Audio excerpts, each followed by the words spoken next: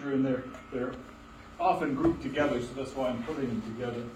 And so I'm going to finish them up. Then we're going to move to an order which you have heard of before, and I think I'm pretty sure that everyone of you has seen a member of that order, and that order is primates. So that's what we'll go to next. Okay, so Pilosa. So I just finished up with Cingulata, and now we're going to Pilosa.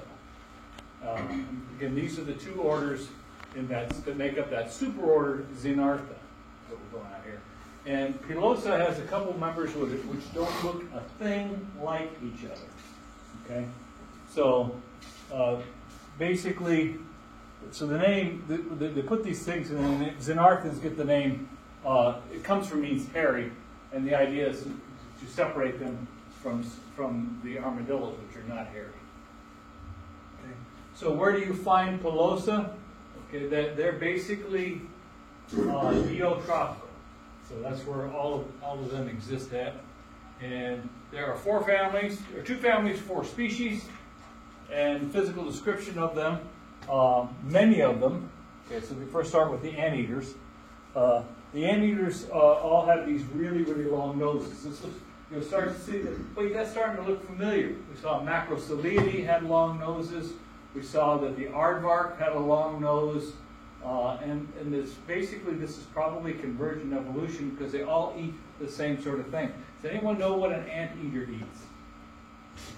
Ants. Very good. Okay, good. Some of you did check ahead on that. That's great. I'm glad we were able to look into that. Okay. So again, and in this whole group, teeth are really weird. So either going to be reduced. We went through Cingulata, and then we saw an animal that has, the armadillo has homodont teeth. We're not used to seeing that. We're used to seeing heterodont teeth. These have very, very reduced teeth. And again, there's this long tongue. In fact, their tongue just basically blows the one out of the water for the aardvark, because they have a huge, long, and huge sticky tongue. Okay. And again, remember, aardvarks, you can see why they put these two together for the longest time. If you're looking at claws, you're looking at face, you're looking at tongues and behavior, they're very, very similar to each other. They don't live anywhere near each other. Again, one is afrotropical and these are neotropical. But again, the same sort of stuff all the time. They're specialized to ants and termites. I did have a link here, and I don't think it works. These guys, give it a try again, see if it works. Couldn't get it before. No, I'm not gonna mess with that. No, I killed it, haven't I? No, I've destroyed it. Mm-hmm. Okay, go back to where I was. Yeah. Okay. So that's basically all I want to talk about. These guys. Not too much to mention on there. These groups I want to talk about. Also in this group are the sloths. Everybody loves the sloths. Okay. And probably one of the most misunderstood animals I think exists. Everybody thinks they're cute. They're not really cute. And everybody thinks they're so gentle and all that. No, in fact, this is an animal that's dying because of love. So it's a real problem with that. Again, 2 families of this, 6 species. Many of the existing families, the ones that are still around, okay, are all arboreal. They live in the trees. That wasn't always the case for sloths. Okay, I'll talk a little bit about them. This is the standard sloth pose here. Okay. This is a 3-toed sloth. 3-toed sloth has 3 toes on the front, 2 toes on the back. Again. And when they relax, they have hooks. They're just like clothes hanging in a closet. They're able to hang on because of that. Okay. The other thing about them is their fur is backwards from what we're used to. If you ever seen, if you look at your dog, you see that basically they have the line that runs down.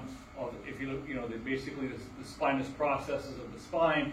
It kind of split your dog in half, or your cat, whatever, and the fur goes from there down.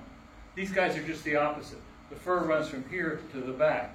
And it makes perfect sense. You have an animal that hangs this way all the time.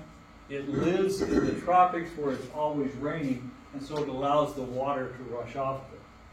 And not really all that fast, They stay wet a lot of the time, so much wet all the time that there are algae that only grow on sloths. And they can actually be quite green from these things, and there's some speculation wondering if the algae serves as camouflage for these guys. Because they are perfectly camouflaged animals in the fact that they don't move. So that's really easy to hide your environment if you don't move. Very, very low metabolic rate. And so that's probably one of the reasons why people like to show off sloths, and having sloth as a pet is kind of a big thing right now.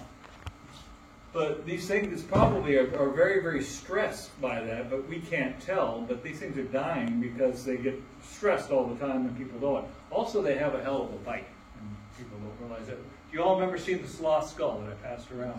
That they don't have incisors, they don't have canines, but the first premolars are huge triangular daggers. And they can make a real hole with those, and a lot of people have learned the hard way about that. So there's the head. Okay. So again, these are their molars are here. They're very peg-shaped and all that. Some other things about this skull that I think so again, this is a premolar here, and the other thing is this is the only skull that I think we have or I've seen where the zygomatic arch does not connect. This is at least between here and here. So that's kind of a neat-looking skull. No incisors, no canines, and instead they have this big premolar, and they are specialized. If you think about their teeth, their back teeth, if you remember on that, their peg-shaped molars are very, very flattened on the top, and so that allows them to eat leaves. Again, there's not a whole lot of nutrient value in the leaves that they eat, so they end up eating a lot of leaves. Again, but they don't need a whole lot because they have some amazingly low metabolic rates. Their environment they live in you don't have to worry about thermal regulation that much because they're tropical. Examples of this group, this is what I want to mention here. This is the giant ground sloth. This is no longer exists, but they haven't been gone all that long. They've been gone about, 10,000 years. There's that number again.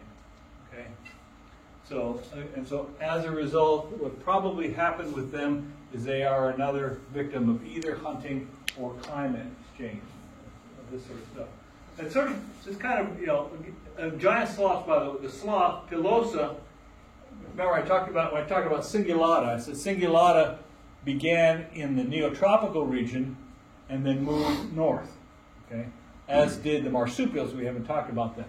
Sloths, Pilosa, started in the Nearctic region, started here. We had giant ground sloths here, and then moved south during the Great Fauna Exchange. And then they went extinct here.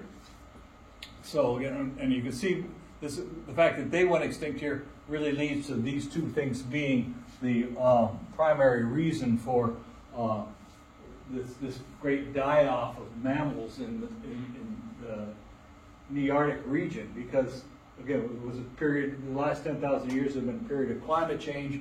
It's also been the period when humans came across Thuringia and started invading this area here. And it sort of brings up what I think is sort of an interesting, weird way that we look at humans. When we think of Native Americans, okay, we tend to have this concept of an indigenous people who were in balance with their environment. That's a load of crap, okay?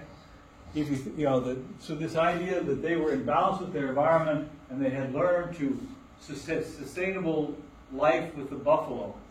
No, basically they had already made their way through the mastodons, made their way through the mammoths, made their way through the sloths, and were working on the bison when European Americans showed up. Okay? They are no more in tune with their environment than we would be. Okay? Just that they just weren't as good at genocide as we are.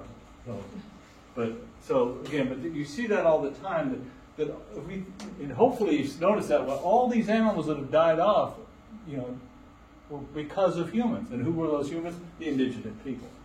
Okay, I'm off my soapbox now. Okay. So another example are the two-toed sloths, and there are two of these species here. Now all sloths have two toes on the back feet.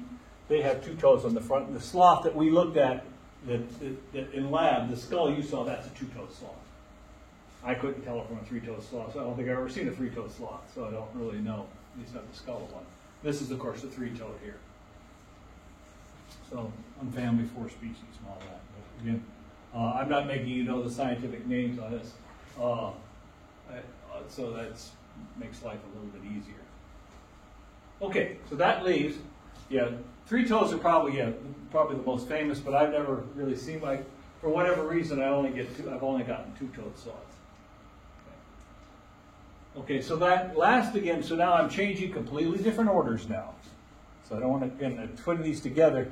And this is, so the first we talked about stuff in the Afrotropical. Then we moved, everything I've talked about so far was basically Neotropical and into Nearctic type stuff. Now we're in a completely different area. So I just kind of throwing you around here. So now we're into Indo-Malaysia, in the Indo-Malay area here. Okay? And this is the Pangolin. And they're often referred to, remember when these were thrown in with the anteaters, again, all this is due to what we call convergent evolution, things just having to look alike when they're not really related. These guys kind of do look like an anteater. They act like an anteater, but the big difference is, of course, they have scales. They have this hardened coat like we would see in Cingulata, and that's probably one of the big differences. Okay? But again, this is completely different orders. So a scaly anteater is no more, so a pangolin is no more closely related to an anteater than you are to an anteater. Okay? So again, we're in completely different orders. So there are a few of these still, I do want to mention a couple of these, that are still found in Africa. So not too many of them. Most of the ones I'm going to be talking about here are basically Indo-Malay. So we see them in Southeast Asia. Things about them. Okay, so this is what they look like. And so hopefully I've used this term keratin before. Whenever keratin is a very important structural protein. I've talked about structural proteins, structural molecules before. In the plant world, the structural protein is known as, structural molecule is known as cellulose and lignin. Those make up everything. In the insect world, it's chitin. In the animal world, in the mammal world rather, it's one of them is collagen and the other one is keratin. And keratin is what gives basically your strength to your skin and hair and nails. So here's a good this picture here. When this picture was drawn, which was a long time ago, these were still considered very closely related. And you look at the picture, you can see, it's an easy mistake to make. Okay. Some of the similarities, okay, they are again same sort of thing, just like the anteaters, the pangolins are insectivores, termites and ants. And with the strong claws, and of course the big tongue, that sort of stuff. So there's one sticking its tongue out, feeding on that. Okay. And so this is so long that basically the tongue, if you think of most animals, the tongue ends somewhere in the throat or maybe slightly into the chest, the bigger tongue that allows them to put it out. These guys, the tongue, the muscles to the tongue are all the way down to the pelvic girdle. So they can really extrude their tongue long distances here. And again, they don't have this big snout, but still they have this huge tongue. They have no teeth whatsoever. So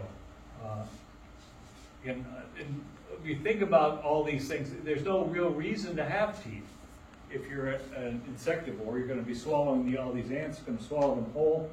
You may be, and then of course they'll just be ground up and broken up in the stomach. Okay. This is how they help with that. I mentioned this before. We see this in some animals here. This is ingesting pebbles. This is called grit. some mammals do it, and I talked about that when I talked about digestion a long time ago, that some mammals do this. Birds do this a lot. What's big with them is the use of grit. There's a couple different species here. Some are arboreal. This is an example of one of these. Some, of course, are terrestrial here. And these guys are like the three-banded armadillo, and they can roll up into very, very tight balls, and they're basically protected with that. They use their tail as a means of protection. I guess that could be moved, couldn't it? Would that make life a little easier? Just realized that was in the way.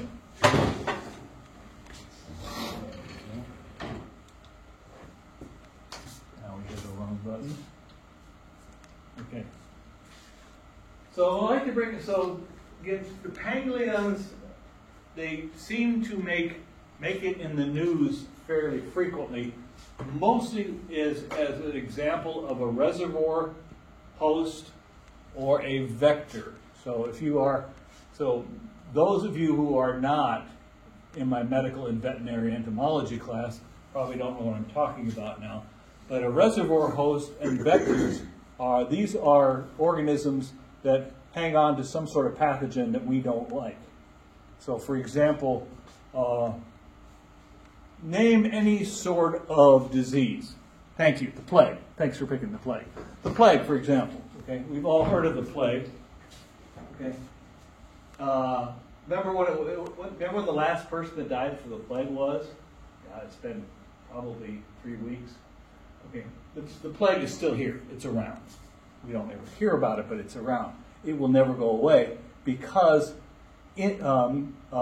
rodents get the plague. So it's always in rodent populations. So they are what we call a reservoir host. So it will never go away. And then there's also what we call vectors. Okay, a vector is an organism that carries a pathogen from one person to another. Mosquitoes are great examples of vectors. Well, pangolins are often tagged as either reservoir hosts or vectors for all kinds of diseases, including most recently SARS-CoV-2, which we know of as COVID. Okay. Why does somebody get it? Well, first of all, they are often used for what is known as bushmeat. Bushmeat is a term which explains basically killing whatever you find running around and eating it. And so in bushmeat, this is an example of using it for bushmeat here, cleaning the scales off of them, what this guy's doing. They cook them and then feed on them. And so these things possibly carry diseases and transfer that way. The scales supposedly have all kinds of healing and mystical powers. So they're used for a number of different sort of things. And so there's a lot of trade in them that way. And so basically the entire order is in danger of extinction. So this is probably, it gets considered to be the most, by many people considered to be the most threatened mammal on the face of the earth as a group. And so that at the order level, we can think of all sorts of, and I can think of many mammals that are on the verge of extinction. For example, the Florida panther pops into my mind. But all of carnivora is not on the edge of extinction. Here, all of Phyllodota is on the edge of extinction. Entire order. That's amazing. So they may not be around much longer. So there's a lot of conservation efforts for the pangolins. Okay. That's all I want to talk about them. And now, again, of course, I've got this stupid thing sitting around now. That was really smart. But that's okay. I can do it here.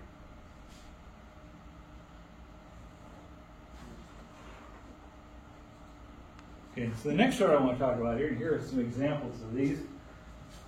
This is the order primates. And these are primates. Okay. So with primates, I need for you to sort of understand, the big one with this is going to be a big chunk of taxonomy. Who is related to who? It's sort of an interesting group. So I'm going to go through you get some understanding of phylogeny. which is, of course, the evolutionary history of different things. I'm not going to go back and talk about the, I'm only going to be talking about the existing primates right now. Okay. Not counting the Yeti. We brought that up earlier. But so, the existing primates right now.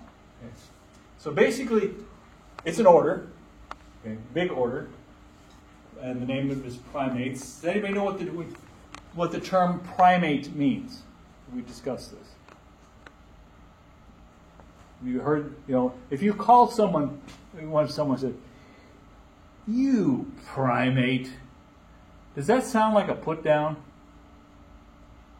What are you actually saying? No clue where it comes from, the term. Okay. Has anyone ever heard of the holy primate?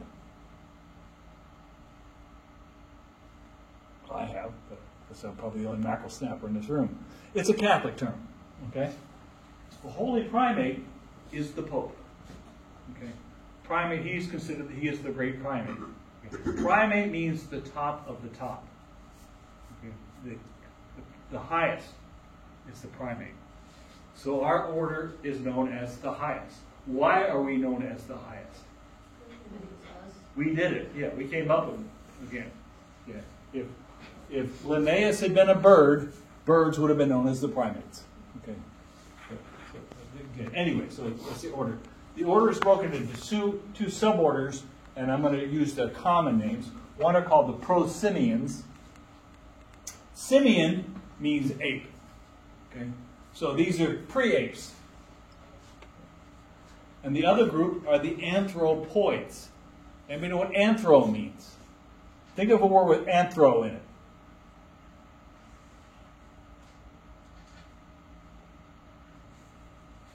We're not getting out much, are we? Can you think of a class you might have taken with anthro in the beginning of it? Anthropology. Okay. Ology is the study of anthros. Okay. Who are anthros? Okay. Any of my outdoorsy types and wildlife and ecology types, anthropogenic changes. No. Okay. Okay. Anthro means human. Okay. Oid means like. So basically there's the pre-apes and the ones that are human-like. Okay? Which of course includes the apes. Okay? So everything. So simian actually, you could even call it pre-monkey for that matter. Pre-primates. So these are basically, there's two very different groups. Okay? So this order primates, suborder prosimians, and it's broken down into two smaller groups. We're still not even down to family yet, so we call these infraorders, just to let you know. Okay. And there are two of these. One is Lemuriformes, and the other is Tarsiiformes. Tarsiiformes is pretty easy. It's only one family, Tarsiidae, and they're called the tarsiers. So basically, fortunately, all these are the same. Who do you think is in Lemuriformes? Lemurs. Good. Okay. There are a number of different families of lemurs. We probably want to take them down much farther than that. Yeah. Okay. So we are. Okay. So again, so this is an infraorder broken into two superfamilies, but I'm only going to talk about one family in each one of those. So lemurs are family Lemuridae. Also very easy. Nice thing about all these, they're pretty easy. The lorises are in family Lorisidae. Okay. Everybody's heard of lemurs, correct? Anyone ever hear of a tarsier? No. How about a loris? No. Well, we're fixing to begin to commence to hear about it. So I will be talking about it for sure. Okay, so that's the one line. So the prosimians, I break them down into Lemuriformes. So again, we'll go back to that. Lemuriformes, Tarsiiformes. Tarsiiformes, I end right there with Tarsiidae. Lemuriformes, I'm going to take down the Lemuridae and Lorisidae. What about the other side? Okay. The anthropoids. They also are broken into two infraorders. First one is called the New World monkeys. Okay. many different families. The one family I'm going to be talking about a lot is family Cebidae. And then the other break is old world monkeys and apes. Okay. So this is something that some people have to get their heads around. That apes and old world monkeys are much more closely related than old world and new world monkeys. Very, very different groups here. I'll be getting to that in just a minute. Okay. The old world monkeys, so new world monkeys, the only family I'm going to talk about is Cebidae. The old world monkeys, they have this massive family. This is where all of the diversity in the primate world is in Cercopithecidae. Cercopithecidae. Apes, two families there. Okay. There are the lesser apes, and that's going to be Hylobatidae. And the great apes is Hominidae. So, again, I'm going to be talking on each one of these different groups here. But the great apes is all the same family. So humans are in the same family as chimpanzees, gorillas, orangutans, bonobos. I'll get to those a little bit later too. And so apes are lesser apes and great apes. I don't know why they don't say less apes and great apes, or lesser apes and greater apes, but they don't. They call it lesser apes and great apes. If you wrote greater apes on your exam, I'm going to be okay with that. Okay. So here's a diagram. Okay. Primates are broken into, this is summarized. So I think I've given you this diagram, but if I hadn't and you want to take pictures of it, feel free. Okay. Primates are broken into prosimians, anthropoids. Okay. Prosimians are broken into lemuriformes and tarsiers. Lemuriformes are broken into lemurs and lorises. Anthropoids are broken into New World monkeys and Old World monkeys and apes. So this, I'm fine with that. I'm going to leave that right there. That's Cebidae.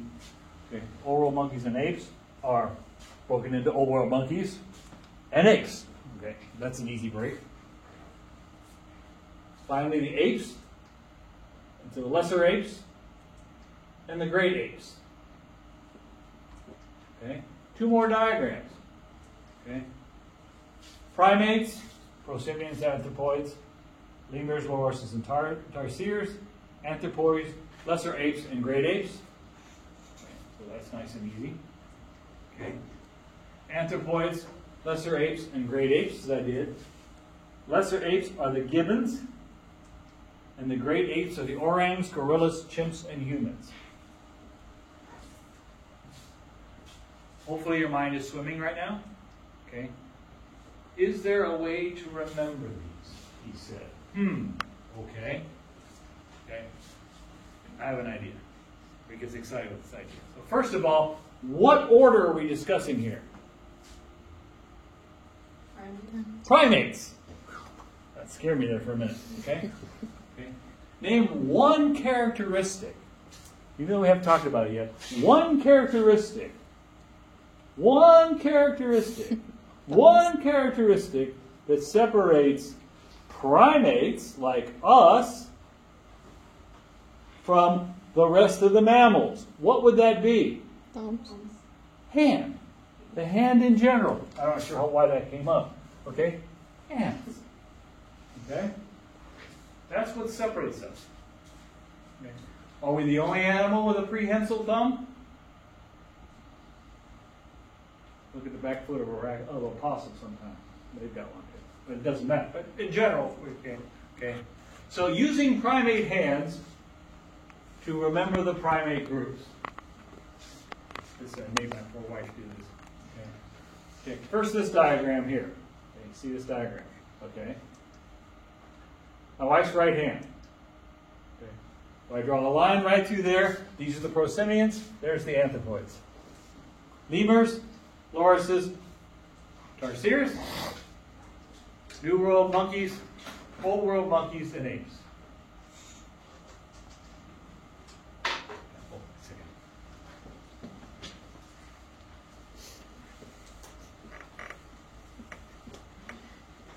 Okay. Now, what about this diagram here? Okay, let's go to our left hand. The anthropoids.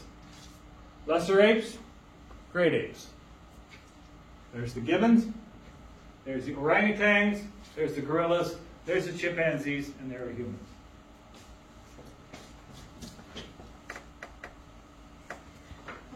Okay. All right. I was pretty proud of that one. Okay. All right. So now that's enough about where. Let's just sort of give you the framework, because now I'm going to talk about them in general, and then I'm going to go into those different groups and start talking about them. Okay. So where do you find primates? Okay.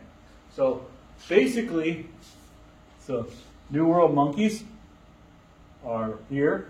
Old World monkeys are everything you see in green. Lemurs are here. Lorises are hidden around. Tarsiers are over here. So everything's in this graph. You can just Indio-Malay for tarsiers. They're almost into Australasia, actually. Indio-Malay for lorises. Afrotropical here for Old World monkeys and apes. So you can see these different. I'm going to come back and talk about all these. But interesting range. Okay, so look at where the Old World monkeys and apes. Here's a band of them up here, and again, these are the natural ranges. Okay. Big band here, all the way well up in Japan. Okay. So the Old World monkeys and apes have the biggest range. New World monkeys and apes are clearly neotropical. So neotropical for them. Afrotropical here, which is all this stuff here. But up here, this is Indio-Malay. And then this is Palearctic in two different locations. This is still Palearctic. This is the Sahara, sub-Saharan versus supra-Saharan. Okay. Humans are pretty much everywhere. But again, this starts to beg the question, are we in our native range? Sure we are, but we're not. But we are, but we're not. Okay, that's when we start having troubles, when you start talking about ranges of animals. If you really start to push it for a while, you start to wonder what a native range means. So with humans, we'll just deal with the fact that we are everywhere. What is it that makes a primate a primate? Go through some of the characteristics that make primates a little bit different. Okay? Now, so I'm going to give you a list of characteristics. Not all primates have these characteristics. Likewise, there are a number of characteristics I'll not be talking about. So these are just sort of general ones. These are the ones I want to talk about. So that's why I'm talking about there. Okay. One of the things I want to talk about is how we move. Okay. So that movement is locomotion. There are different ways to move. How do you move? It's amazing how I can stump you for answers. I don't know. I never have moved in my life. I've sat here forever. How do you move? Walk. Thank you. Okay? So, yes, that's one way to move. Okay. So let's talk about moving, since clearly we need to learn a little bit about it. Okay? So first of all, almost all primates are quadrupeds. What does it mean to be quadrupedal? Use all fours? Four pedal, hands, feet. Okay, yeah. Use all four limbs. Okay. And if you look at how we're built, if you look at how we tend to have a longer lumbar spine than a lot of animals, and that allows us a little bit better flexibility, and we can push better with our hind legs. Okay. Having said that, okay, now I haven't talked about the different types of locomotion. There are different types of locomotion. We'll talk about some of those first of all. First type is it's basically clinging and leaping. Okay, so very, very squirrel-like movement. This is not a squirrel. This is a primate right here. Okay.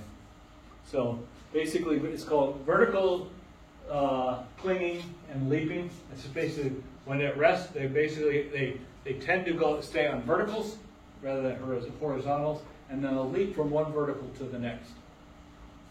And so this I think is a loris, and this of course is a lemur. Everybody knows the lemur look, and basically doing that leaping from one place to another. Okay.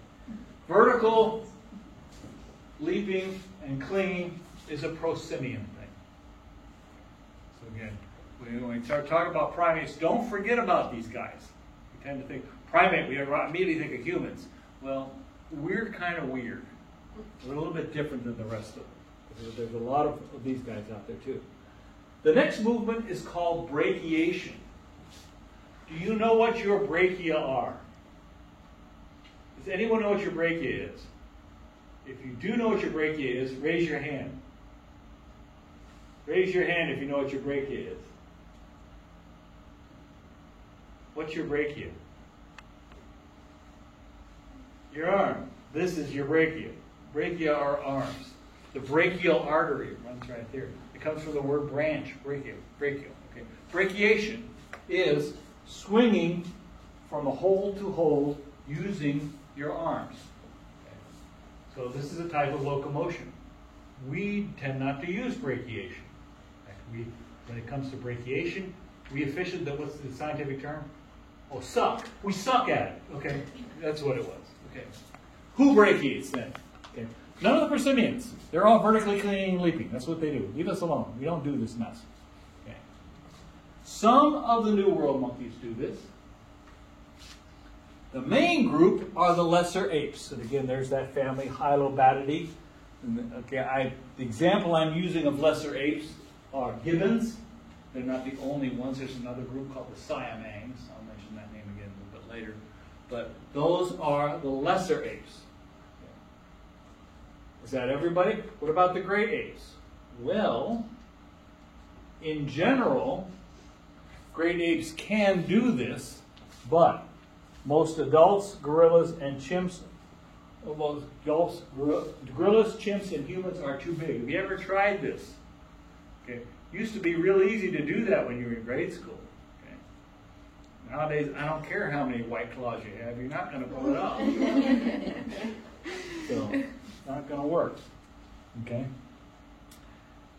Orangutans, however, can, and they do. They still brachiate. They're the largest brachiating animal. It's sort of weird because they're not a small critter by any means, but yet they are, of course, they have much longer arms.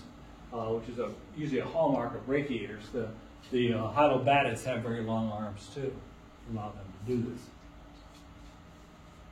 There's also what's called semi-brachiation. Okay.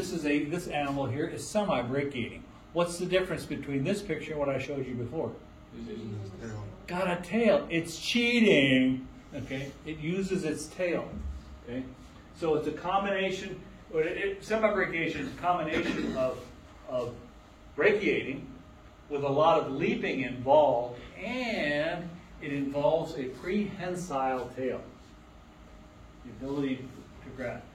Can you think of any animals besides prosimians that have a prehensile tail? Who had a thumb besides primates? Possums have a prehensile tail, too. Gosh, they should be related to us. That's convergent evolution again. Okay? Who has this? Some of the New World monkeys. Okay? None of the Old World monkeys. And this may come as a shock, but there isn't a single ape with a prehensile tail. It's because there isn't a single ape with a tail. It's kind of hard to be prehensile if it's missing. Quadrupedalism, then, okay, this is the next thing here. So, and this is basically, this we see lots of mammals do quadrupedalism. Okay, and that's moving around using both hands and feet. So again, this is the big one. Most of them are quadrupeds that use this to move. This is an arboreal quadruped right here, probably a spider monkey. Okay, and so almost all primates do this. So once we get off, we knock out the prosimians that are clingers and leapers. And even those that brachiate and semi-brachiate will also do this. It's not out of their realm to change from one form to another.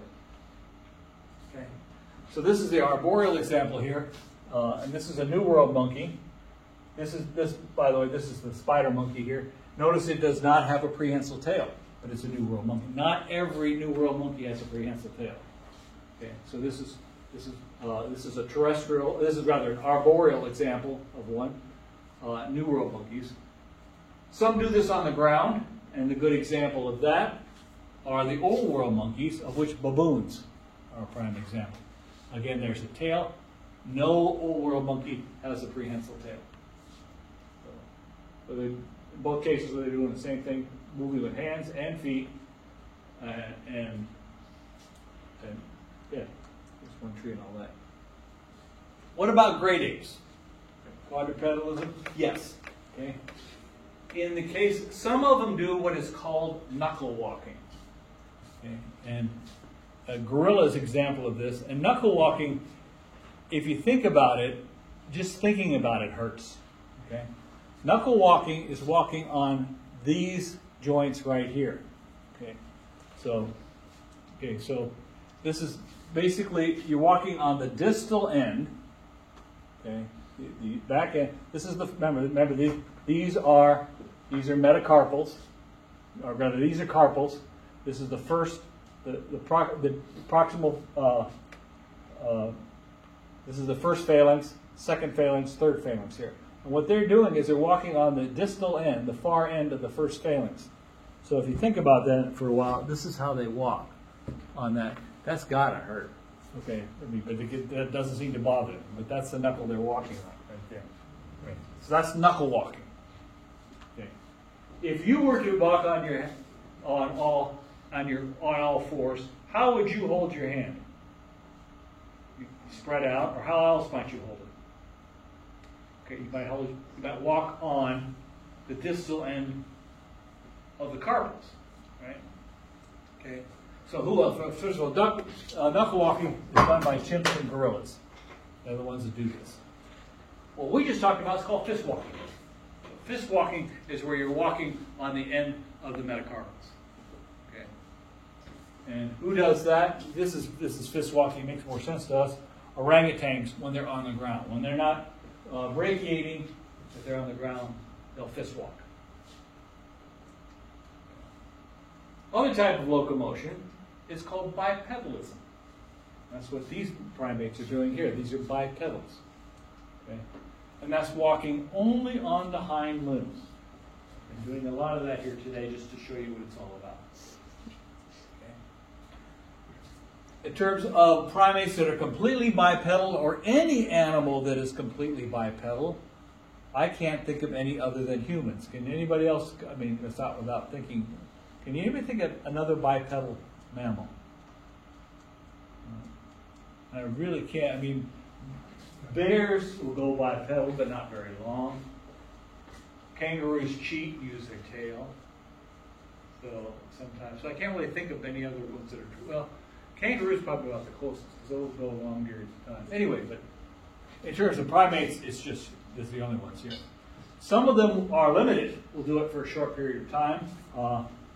So again, gorilla here's an example. Orangutan here.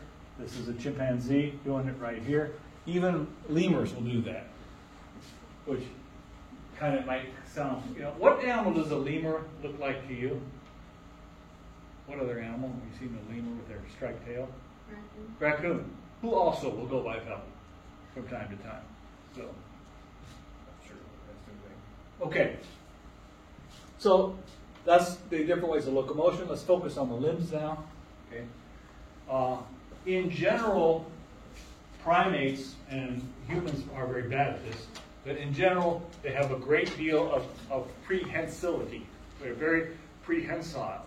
Okay, that means we have the ability to grasp. Okay. One of the terms for grasping, the other term for grasping is to be raptorial. We aren't raptorial. We are prehensile. Okay. So the ability to grasp. Okay. So in general, primates have 5 digits. Remember how we talked about how important, the thumb is important. Look at a spider monkey sometime. They ain't got a thumb. They have 4 digits, but they don't have a thumb. Seems like they got cheated, right? Spider monkey is a New World monkey with the prehensile tail. So they more than made up for the fact that they don't have a thumb. Okay. So usually have 5 digits on both the front feet and the back feet. The only difference, like again, it's a spider monkey here. Usually have an opposable thumb on the hand. Of course, there's the one exception, is the spider monkey, which doesn't. Okay. Also, they have something different. We have nails, okay, on all or some of the digits. Some of the monkeys basically just have a fleshy pad, no nail like that. But nails and claws are completely different things. And if you think about that, okay, when a cat grabs you, it grabs you with its claws. Okay? When you grab a person, you don't grab them with your nails. You grab them with your fingers. It's a completely different approach. We think they're similar, but they're not. I mean, even people with really long nails, when they grab something, they don't use the nails. They use the pads. Okay? And that's because these pads are highly sensitive, very tactile. So touch is very, very important. Claws have no feeling. They're just basically bone and keratin. Okay. What about the feet? Okay. Most primates, that opposable thumb also is in the feet. Okay. So they have first of all, metatarsals, those are the long bones in the foot. These are the bones from here to here. Okay, so the tarsals are up in the ankle. These are the metatarsals here. These are highly flexible. Okay, and it makes sense if you think about a lot of these animals are arboreal originally, and so the ability to grasp things with your feet is kind of important. Okay. The other thing too is the big toe is often somewhat opposable, and it's also divergent. Okay, it is. We call it to be. That is known as being abducted. Okay, I think I used that term before. I want to bring it up again. So you think of what it means. It's taken away from the rest of the toes. Okay, your thumb is abducted from your fingers, and so in 5 of the 6 pictures here, the great toe is abducted. Okay. Who's the different one? Humans. Okay. Humans are modified for that bipedal location. First of all, we were losing a lot of these characteristics here. Even though we originally were arboreal, we've lost some characteristics. The metatarsals are not flexible. They're very stiff. Okay. Nice, strong foundation to put on the ground. They need to be stiff. Secondly, the large toe isn't abducted, it's adducted. It's been added to the other ones. So you have basically this single flat pad that we put down. So that allows for walking.